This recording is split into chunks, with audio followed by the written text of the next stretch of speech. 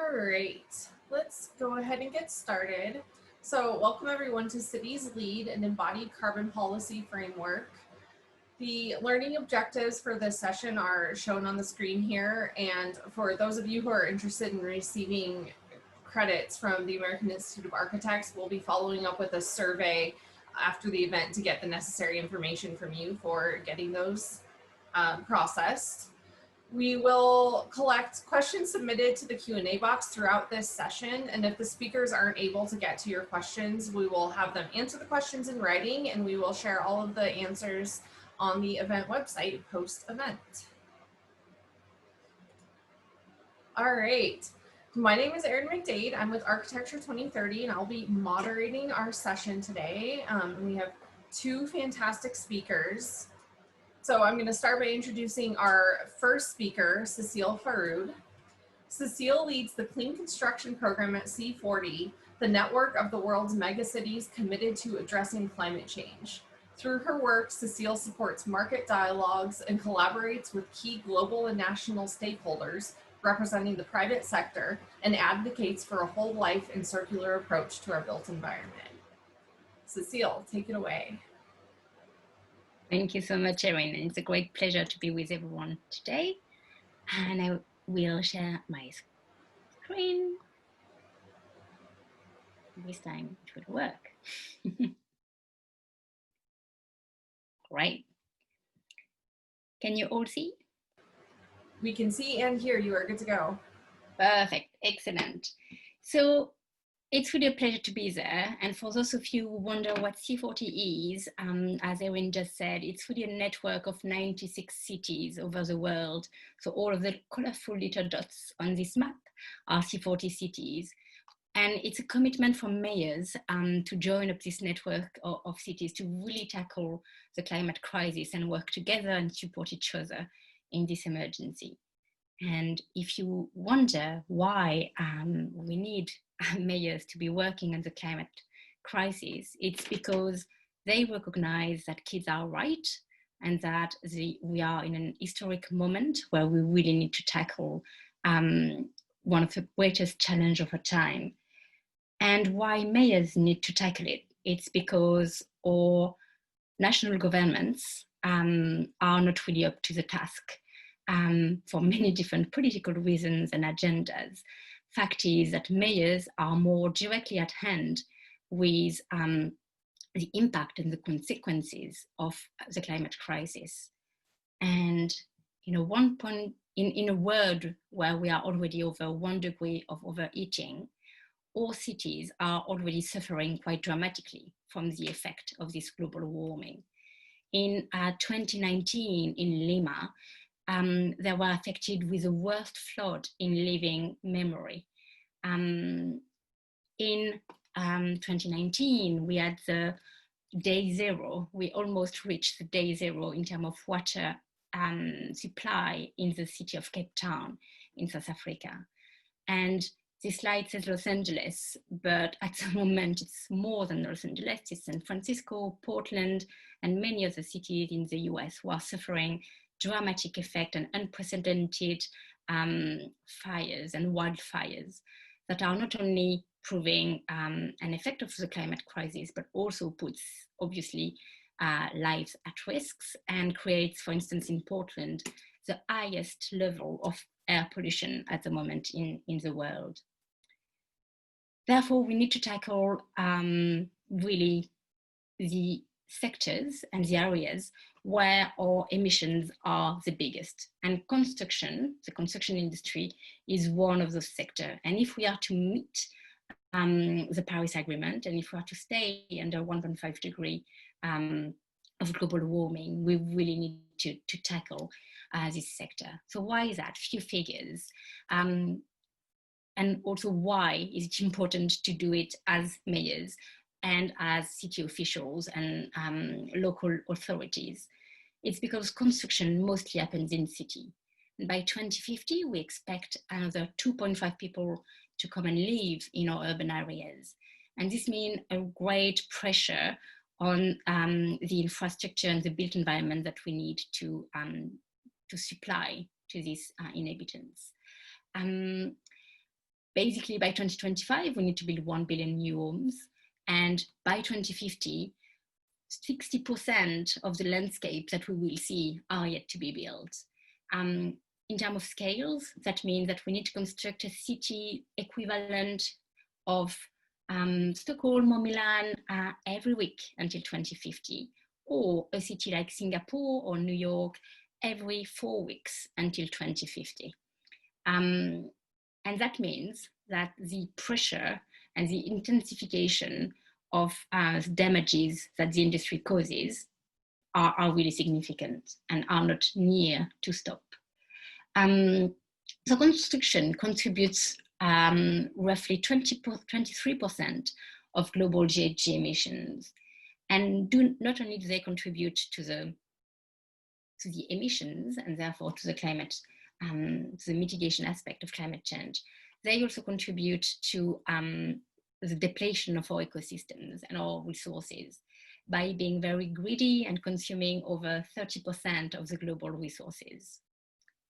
The design and the material choices that we are choosing now do lock in emissions for decades, and it brings city impacts. It brings impacts in cities in terms of resilience. For instance, concrete adds a lot to the heat island effect by absorbing the warmth of the sun and trapping gases from car exhaust and air conditioning. So it's really critical that we choose the right materials, not that say that we get rid of concrete, but we need to get to the right amount and the right type of concrete. Construction sites themselves in our cities are contributing to air pollution and noise pollution and have an effect on health and well-being of residents and also on workers. And also very much at the moment, we are in a COVID-19 crisis, and we're all trying to find a way out to get a recovery economy in place. And since humanity is humanity, construction of infrastructure especially has been the way to really put the economy back to its feet. So we hear that message coming more and more from governments, and we need to ensure that we do not build for the sake of building, and that when we build smartly and we build clean. Which is why C40 has developed the Clean Construction Program, really supporting cities to tackle what we call the embodied emission of the built environment.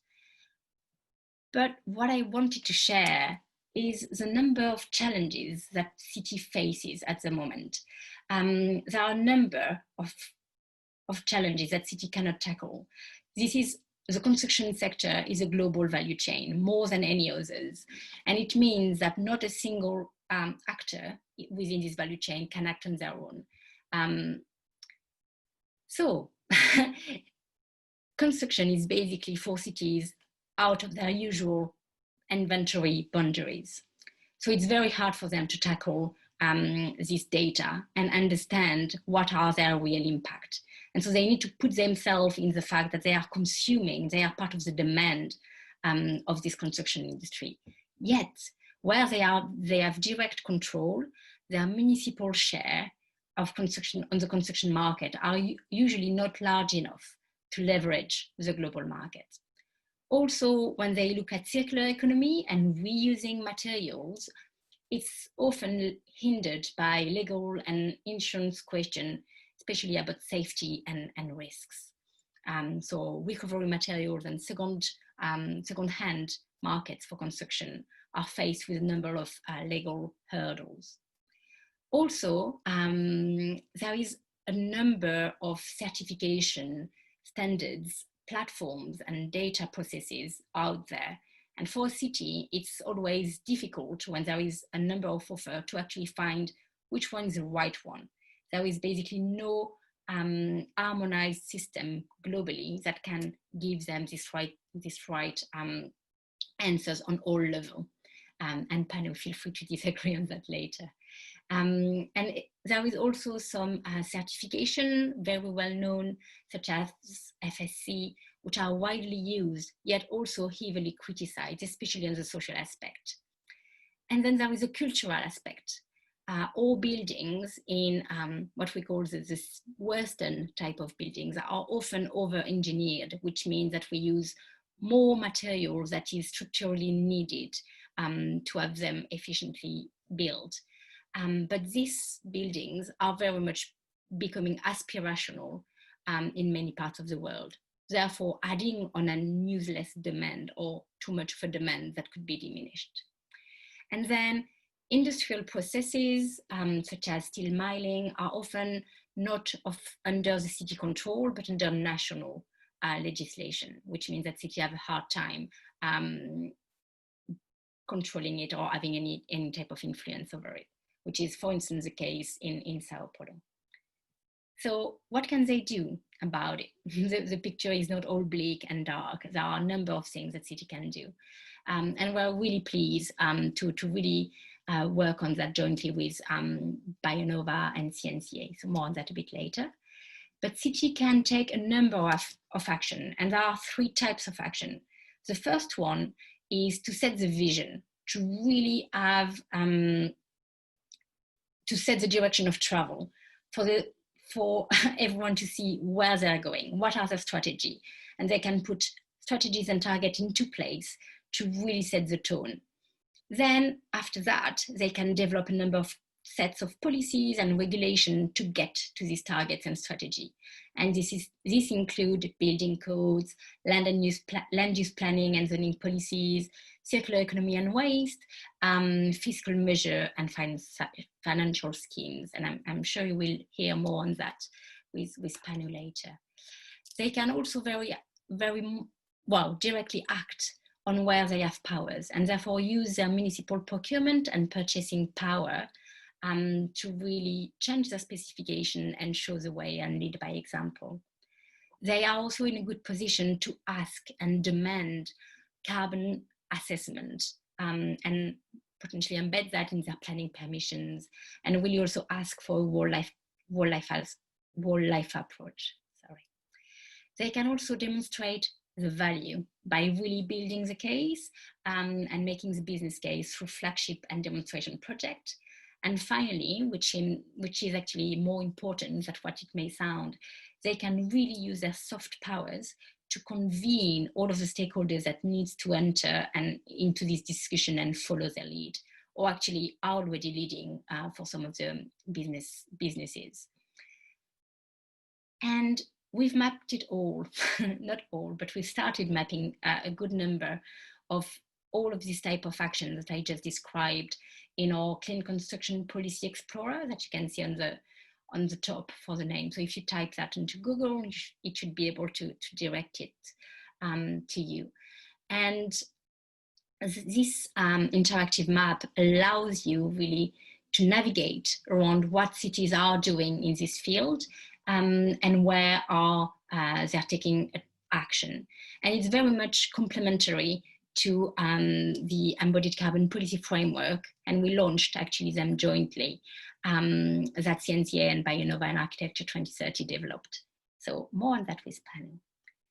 Just to conclude, it is important that cities take action on this because they can really show leadership, and they can, as I was saying earlier, they can lead the way by really giving the level of ambition. They can lead by example, really by taking world-leading commitments and really give confidence and predictability to the market.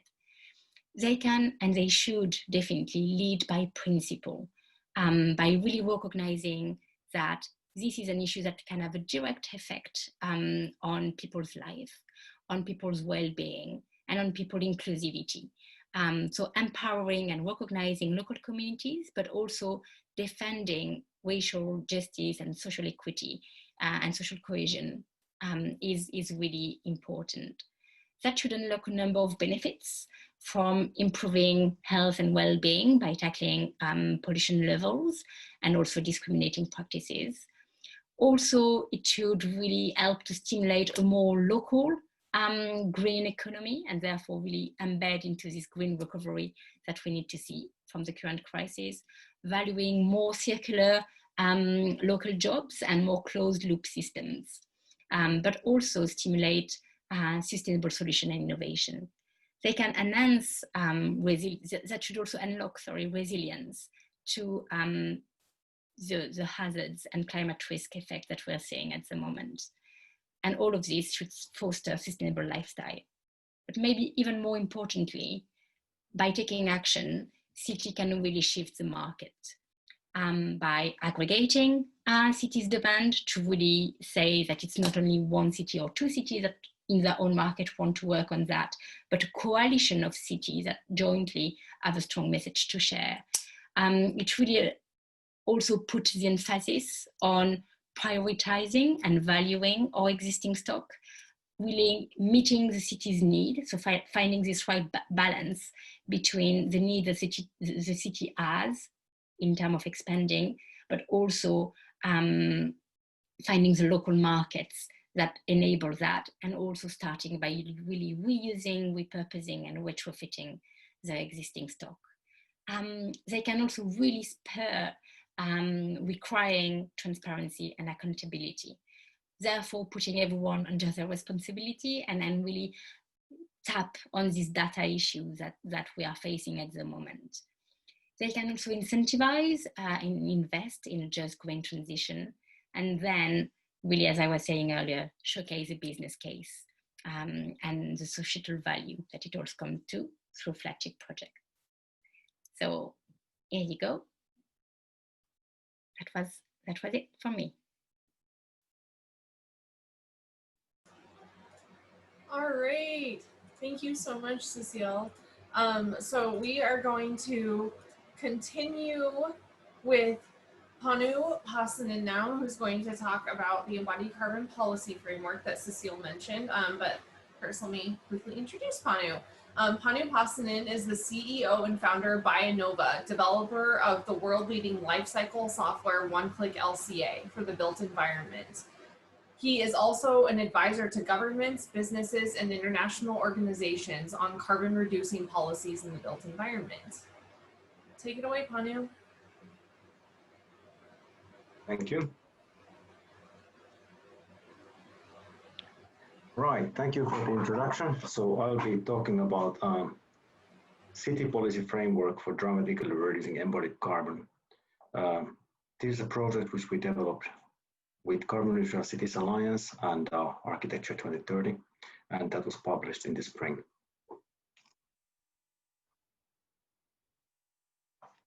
Very briefly about us. We are, on one hand, we are software developers for the construction industry, and on the other hand, we work on policy research to enable the construction industry basically to have the means and the regulations and the demand for decarbonization. And we work with leading businesses worldwide in the different sub-segments of the construction.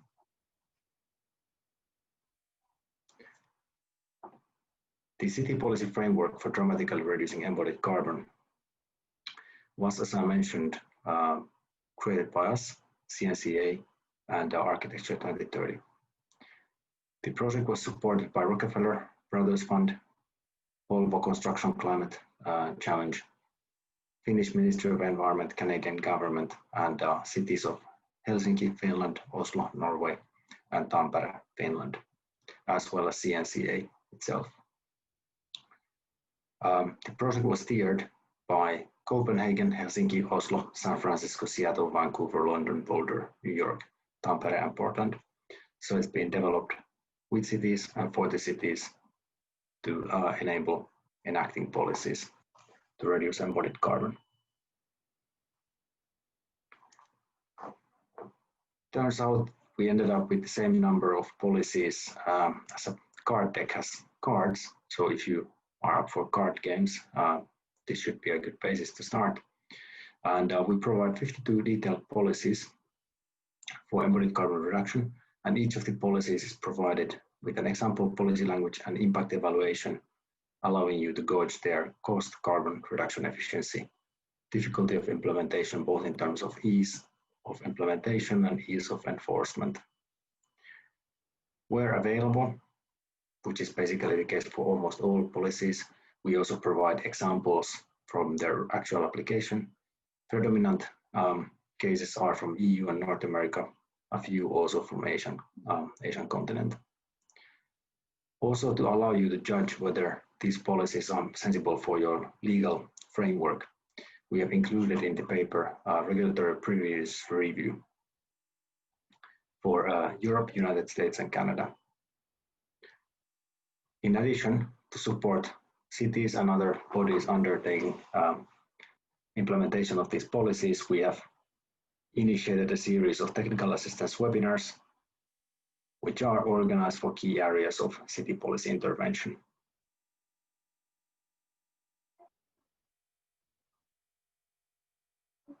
One of the tools we introduced as part of this report is Embodied Carbon Pyramid, which is basically a prioritization tool that considers the process stage, the actions that you can do in different process stages, and the carbon reduction impact that you can have. The base of the pyramid and the logic of the pyramid is very similar to the Kyoto pyramid for energy efficiency. At the basis is redefining the solution. So is another solution than new construction applicable or available for these purposes or not? At the second layer, can refurbishment be used? Can existing assets be repurposed, modified, upgraded, and so forth? Third is the classical demand reduction. So we are still going to build, and we're going to build new buildings or extend existing buildings. However, we are looking at ways to do them with less. So we are not looking at buying the best products yet. We are looking at using as little material as we actually need, so we don't over-engineer and over-design the assets.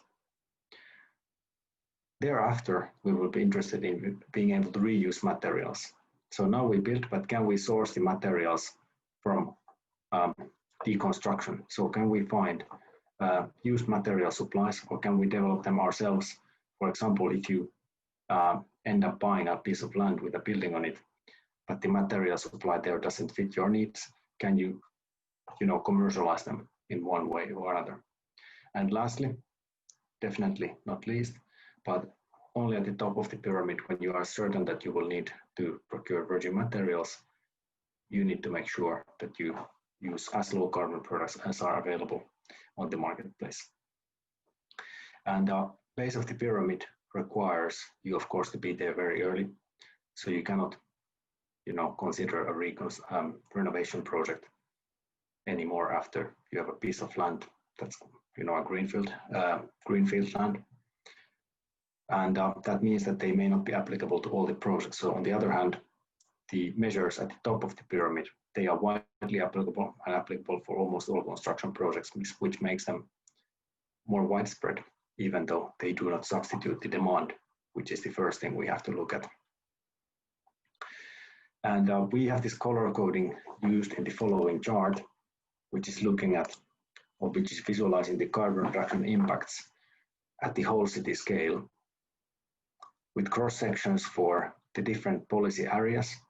And this report covers zoning and land use, building regulation, procurement, waste and circularity, infrastructure, municipal buildings, and financial policies. And the types of assets that these policies touch.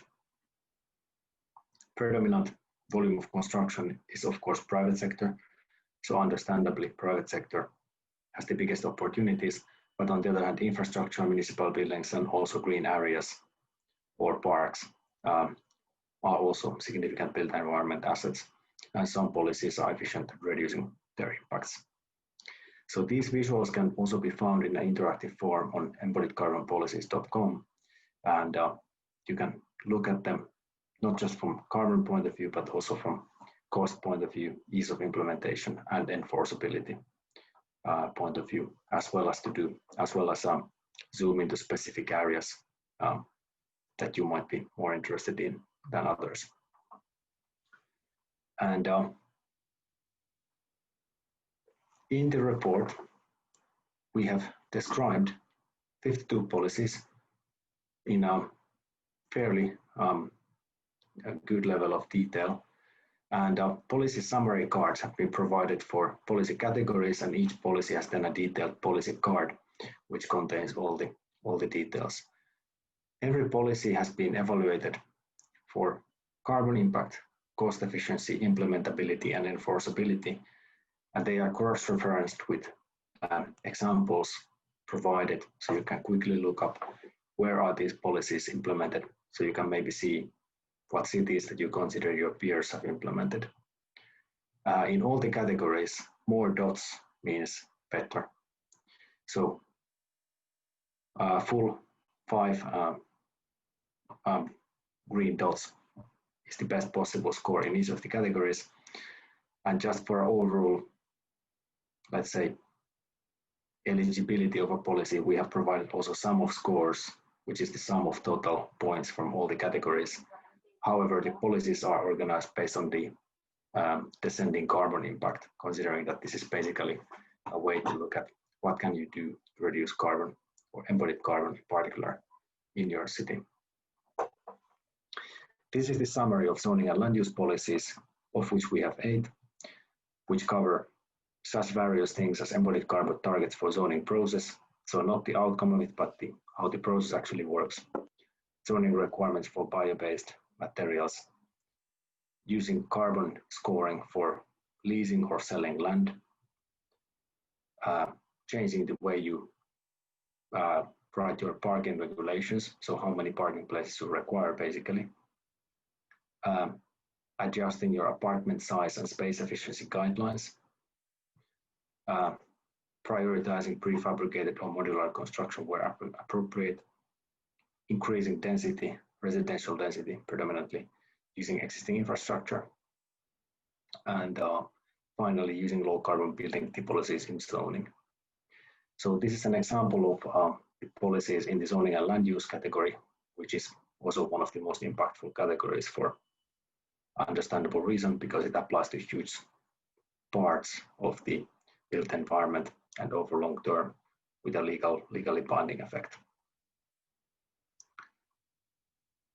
The carbon impact evaluation method, and as well as all the other impact evaluation methods, are based on tiering. So we have 5 tiers from 1 tier, which is, well, lowest impact or the most difficult, and the 5, which is the maximum. And in this case, for carbon, the tiers are such that the 1 dot means basically below 1% of cities' overall embodied carbon is impacted by this policy. And it could be still significant impact, of course, but predominantly these are in policies which may not be easily quantified, including information policies.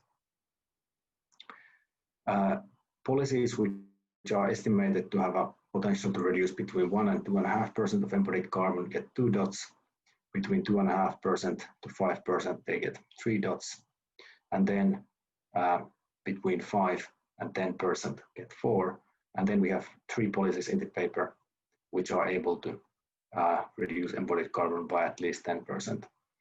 Of course, what the actual numbers will turn out to be will depend on the actual threshold values you attach to any of these policies. So if we implement a very powerful policy with insignificant threshold values, you won't get much out of it. And we can see that the policies, they indeed cluster at the, let's say, the less impactful ones predominantly. So we have a lot of policies that have predominantly fairly low impact. But on the other hand, if you consider that we already have around 25 policies which have impact on over 1% of the city's embodied carbon, so there's still a lot of scope and opportunities to improve. And at the very top, or the most impactful, we have 6 policies which are highlighted in the following, which have potential to reduce between 5 to 10% or over 10% of the whole city's embodied carbon. And the top 6 policies are as follows. Embodied carbon targets for zoning process is the number 1. In this policy, the city implements a process gateways which force the land use plan or zoning development to consider embodied carbon throughout the different stages and potentially constrains it to predefined values, or requires that the environmental impact assessment, which usually is mandatory part of zoning in any jurisdiction, well, in any advanced jurisdiction, let's say, will force this to be considered with a significant weight among the options. Here, the actor is the city, and there are not many constraints. The implementation is also extremely cost efficient because it needs to be only done once, and it will apply to very significant base of built environment. Second, also, let's say 5-star policy from carbon perspective is life cycle carbon limits for new buildings. Pretty classical, what you would think. So you figure out the number and you tell everybody that they have to meet that number or they don't get a permit. This is more classically done by national governments, and to be fair, this policy probably works best in countries where the national government has issued a method or has required a form of declaration, because that will avoid the city the burden of developing a method or ensuring that the marketplace has competence for doing this. However, we have seen that also some cities are quite successful in doing this without, in absence of a national method. For example, London is introducing this for Greater London Authority referred projects. Last in the, let's say, big hitters is the low carbon cement and concrete policy. Wouldn't say every city is built on concrete nowadays, but either they are built on concrete or steel and glass, right? So anything that can significantly improve the carbon intensity of cement and concrete will have a huge impact. However, implementing that requires fairly significant program. That program, of course, has a huge positive impact in terms of reducing fossil fuel use in the periphery of the city, and thus potentially reducing also health harmful impacts from any cement kilns which might be operating in the proximity. Of course, it won't do much in terms of health impacts if all the cement is coming from 200 kilometers away. And then at 4 stars, we have 3 policies as well. First is material efficient structural design requirement. Today, all the European Union member countries have energy performance for buildings regulations. However, none of them have material efficient building regulations. But producing construction materials takes energy. So we do not have this, and we are not proposing that buildings total material efficiency be targeted. However, what we propose is that the material efficiency of structural designs be targeted. And this is because the practice shows that in many locations, for example, Ireland and London, the actual materials use is nearly double what is required for structural performance. Zoning requirements for bio-based materials can have quite significant impact as well. This, of course, requires a supply chain of sustainably sourced forest products. Carbon scored land sales competitions was already highlighted in the earlier. I won't go very much into the details of each policy now because they were outlined in the previous. I will just highlight the examples. So life cycle carbon limits for buildings. This has been identified in 3 locations and on 3 continents. First being the City of Vincent in Australia, which has in their planning and building policy manual policy requiring that buildings reduce their global warming potential by 50% in case of commercial buildings, and for residential buildings, 30%. We also have a very small scale project, but all the same, a regulatory project in the township of Dover from Ontario, and from a European point of view, then the implementations in London Borough of Camden, and the upcoming GLA requirements are, of course, probably the most interesting. Embodied carbon targets for the zoning process. We are not aware, or we have not identified any regulatory approach that seriously considers this. Environmental impact assessment does not. It does usually consider carbon or climate impacts from transport and energy systems, but not from embodied carbon. So we have satisfied ourselves to provide an example language how you could go about it and what kind of evaluation method could be applied for the zoning process as such.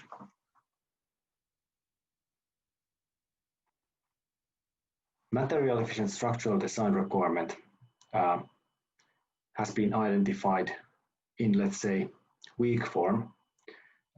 So we don't have any strong implementations of this. So we have example from Singapore, where the PCA Green Mark provides additional construction rights for buildings fulfilling a certain number of criteria, on one of which includes materials use, and concrete is the material for which a threshold has been provided in the policy. There are also some optimization incentives in the US and in the UK, but none of them are at the level where you would consider it a policy. For this one, in particular, considering it's highly technical, a very detailed example has been provided in the report. Carbon scored land sales competitions. We do have some examples from this. These are from Finland. We might be biased by the fact that we happen to be a Finnish company. At least we have the pleasure of knowing these cases. In every case, we have seen that this works very well. So basically how it works is that the city identifies the price at which a piece of land can be sold and sets fixed price, and then sets architectural quality and environmental quality as the weighting factors, and the market will deliver. In this particular case that we highlighted from small city of Porvoo, they managed to actually beat the lowest carbon residential development in Finland competition winner, which was earlier in the same year. So I would say it's a pretty strong signal of the policy working. Of course, it requires a willingness to fix price for an asset that you sell and to organize a quality-driven competition. Those are the policies that I highlighted for today. As I said, there were 48 more in the deck, so please go and help yourself. And also, if you're interested in the topic, we do have a dedicated webinar series, and the next session is on next week, Wednesday at 2 p.m. UK, or 2 p.m. actually, UTC. Not too sure which time zone is that.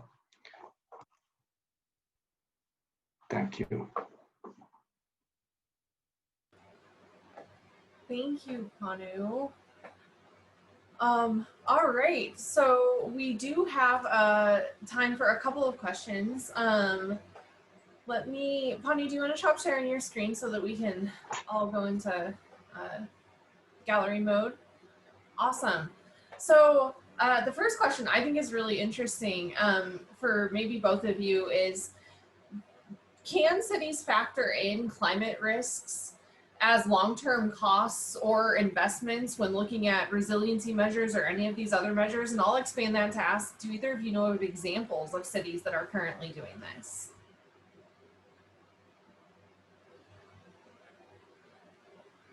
You want to go first, Panu? Do you want me to jump in? You go ahead. It's a tough question.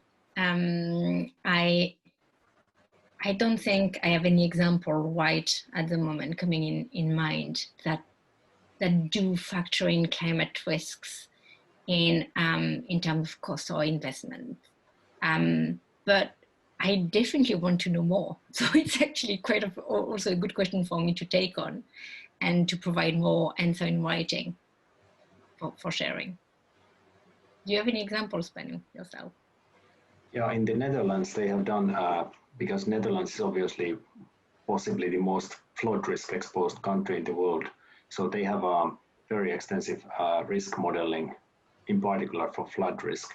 And there are a number of schemes all under the heading of resiliency, and predominant financial models are around flood.